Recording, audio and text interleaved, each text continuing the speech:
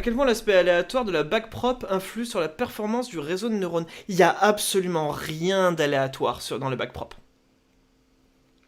Euh, il n'y a absolument rien d'aléatoire dans la backprop, c'est purement déterministe. C'est vraiment des équations qui sont vraiment rigides, qui sont exactes. Donc il n'y a rien d'aléatoire dans la backprop. Ce qui est aléatoire dans tout le processus d'apprentissage, c'est que tu as un dataset qui est absolument énorme, non, en tout cas moderne, et donc tu vas pas pouvoir calculer le gradient de tout ton modèle pour toutes tes données et toutes les sorties attendues. Donc en fait, ce que tu vas faire, c'est que tu vas prendre des sous-ensembles aléatoires, ce qu'on appelle des batchs, donc prendre des petits bouts de ce dataset, les montrer à ton modèle, voir ce qui était attendu, faire la backprop juste ce sous-ensemble.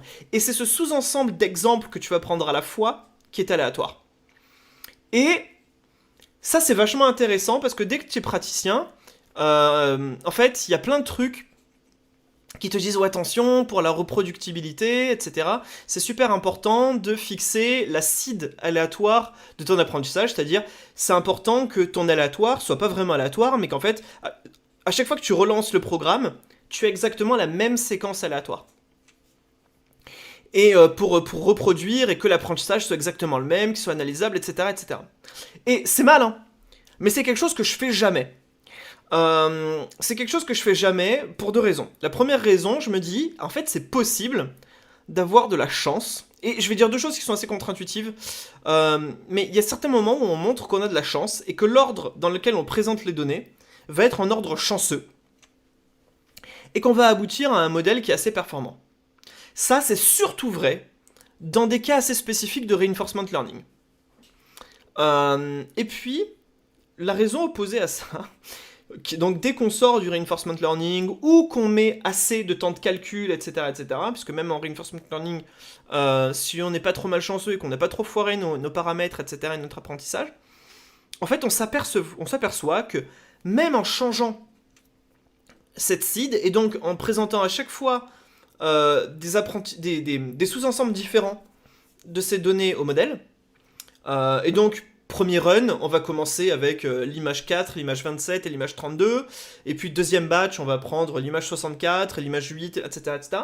Et on va avoir une courbe comme ça de loss qui nous montre l'apprentissage, la loss qui décroît, donc au fur et à mesure, le modèle fait des prédictions. Et cette loss, cette courbe de loss, elle est très très loin d'être lisse, très très loin d'être belle. Elle est pleine de petites bosses et de petits creux. Et ça, on peut supposer que c'est parce que, au fur et à mesure de l'apprentissage, le modèle va se concentrer très vite dans une stratégie, donc ça va descendre, et puis se rendre compte que la stratégie, en fait, elle a des limites, et donc ça va remonter un petit peu au moment où le modèle la backprop va trouver un petit peu les cas d'erreur de cette stratégie, essayer de trouver une autre stratégie, etc., etc., et puis redescendre quand cette stratégie recommence à fonctionner, etc., etc. Et en fait, ce qui est marrant, c'est que quand tu commences à avoir... Quand tu commences en fait à... Quand tu relances un run, et que tu vas pas présenter du coup les données dans le même ordre, les courbes vont être quasiment les mêmes. Donc en fait, le modèle, même s'il voit pas les données dans le même ordre, en fait, c'est comme s'il découvrait quasiment les mêmes concepts au même moment qu'un même. Et ça, c'est super intéressant. Parce que mine de rien, il y a un peu un effet big data, si j'ose dire, qui fait que, certes, tu as une variance, mais statistiquement, ça va être lissé, que la suite logique des choses que le modèle va apprendre va être un peu toujours la même, malgré tout, etc., etc. Et c'est des phénomènes qui sont super intéressants, mais tout ce qui est dynamique d'apprentissage, c'est super mathématiquement compliqué, c'est des choses dans lesquelles je suis pas efficace, c'est vraiment de la théorie du deep learning.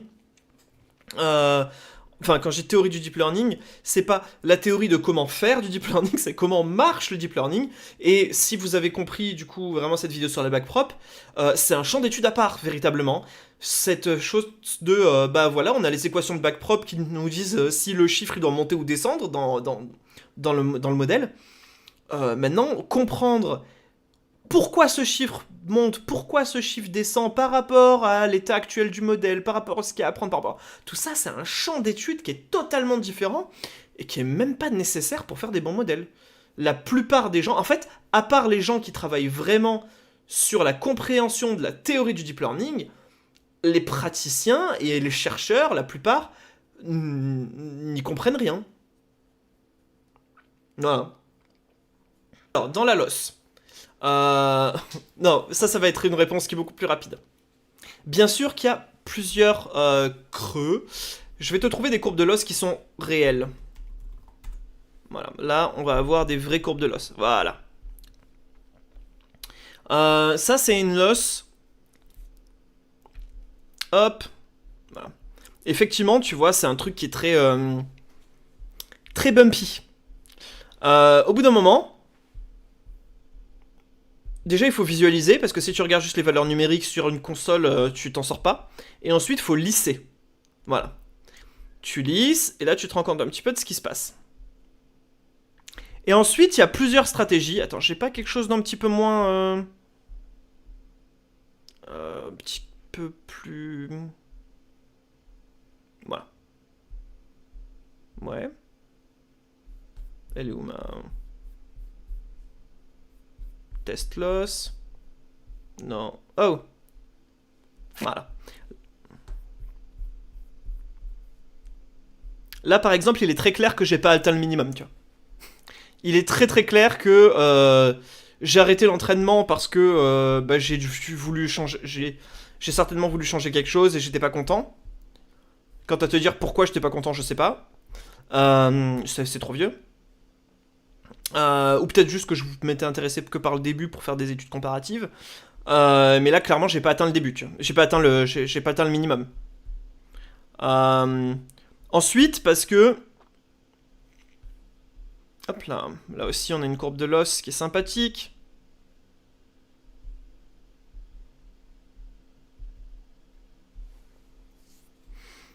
Voilà. Là, t'es en droit de te dire... Effectivement, j'aurais pas beaucoup mieux. T'as en droit de te dire, bon, mon modèle a l'air de s'être stabilisé. Voire t'es même en droit de te dire, ok, peut-être qu'en fait je remonte dans ma loss, ce qui est pas très bon signe. Mais ça arrive après, surtout sur 50, sur moins de 100 itérations. Après, ça a tendance à redescendre, enfin, ça pourrait redescendre. Mais en fait, bah c'est... En fait, il y a une notion d'un moment donné, t'as dépensé ton budget. Soit c'est trop long, soit ton budget en temps, soit ton budget en argent. Et tu dis, bah c'est bon, stop, quoi. Et en fait, il y a c'est des modèles qui sont suffisamment gros, genre très gros, la loss ne finit jamais de descendre.